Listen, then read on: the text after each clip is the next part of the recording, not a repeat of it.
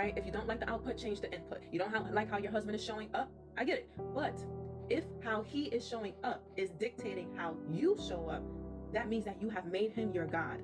And so we feed into the lie that, we should treat others how they treat us, right? If he treats me wrong, then I'm going to treat him wrong. If he yells at me, I'm going to yell back at him. If he is distant from me, I'm going to be distant from him. That's foolish. That's immature thinking. That's childish thinking, right? And so God in his word tells us to love God, number one, and to love our neighbors as ourselves. So even though the world says treat others how they treat you, right? Give others those same energy that they give you, God is saying, no, treat others how you want to be treated. That's irregardless of how they're treating you. Now, that doesn't mean that you have to condone their behavior, but it also does not mean that their behavior dictates your emotions and what it is that how you are showing up in the marriage. And so again, God tells us, love God and love your neighbor as yourself. He tells us to treat others how we want to be treated. But the problem is not in, it's not in how we treat others. The real problem is that we don't love God.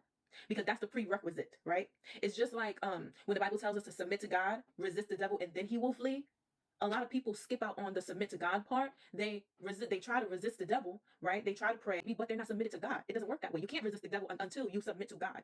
Hallelujah. You cannot fight a spiritual fight on your own. You need God. You need God's spirit to be able to push back against the kingdom of darkness. Because we're talking about demonic forces here. We're talking about ancient demons. We're talking about a devil who has been here before you and I have been.